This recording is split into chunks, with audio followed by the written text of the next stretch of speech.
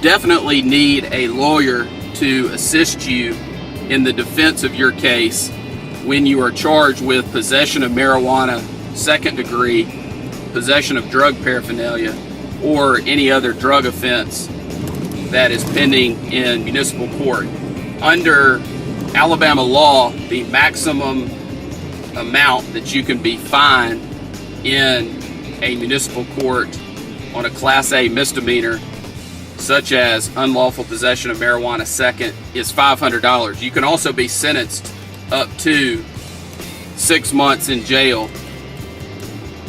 The issue with a conviction for possession of marijuana second degree is usually, for most people, related to the driver's license aspect. And your driver's license under the Code of Alabama will be suspended for 6 months if you are convicted of possession of marijuana second degree.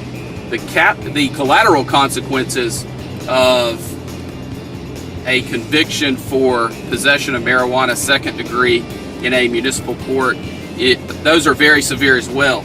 If you have a drug charge conviction, which is a conviction such as possession of marijuana second degree, the federal government will deny for a period of time your ability to obtain federal student aid to assist in your attending college. Also, you could be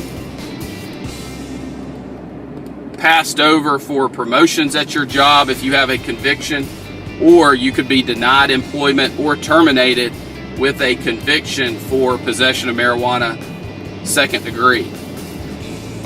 In addition, if you have a professional license, it is very, very, very important that you understand that if you are convicted of a drug offense, depending on what your board requires, you will likely be required to notify your board either immediately or on renewal that you have been convicted of a drug offense. It's very, very, very important that you do everything within your power on the front end to avoid a conviction so that you can protect your professional license. Even if you are charged, there may be a requirement that you report that to your board, but if the charge is dismissed, you will not suffer any of the other collateral consequences, and you may not be subject to discipline by the board that issued your license. There is no question that you need counsel when dealing with any drug charge, but especially possession of marijuana second. The other drug charge I want to talk to you about is possession of drug paraphernalia.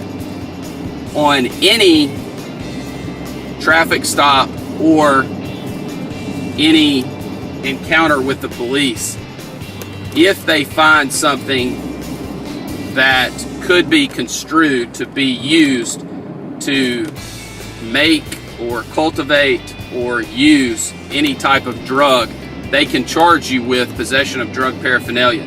If you look at Alabama Code Section 13A-12-260, it lays out about 15 ways that an item can be used in a way that would constitute drug paraphernalia. In addition, it goes through a list of items that I will not go over with you here.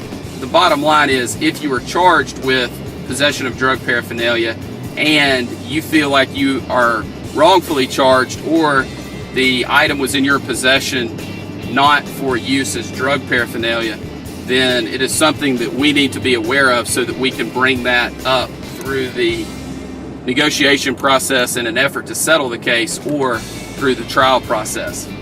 It's important for you to understand that there are multiple options on resolving drug cases that help you to avoid a conviction. That is the goal in every single drug case, is to avoid a conviction for the charged offense. It is important that you have competent legal counsel who has handled thousands of Alabama criminal cases and who has the experience and the knowledge necessary to get you the best result possible on your case. We are members of the Alabama Criminal Defense Lawyers Association, the National Association of Criminal Defense Lawyers. I am also a member of the Texas Criminal Defense Lawyers Association. And those things are important because we are able to stay in touch with other lawyers around the country and also read and review publications about drug offenses and the defenses available. It's just very important that you have somebody who is knowledgeable and experienced in all aspects of the case, including the collateral consequences issue.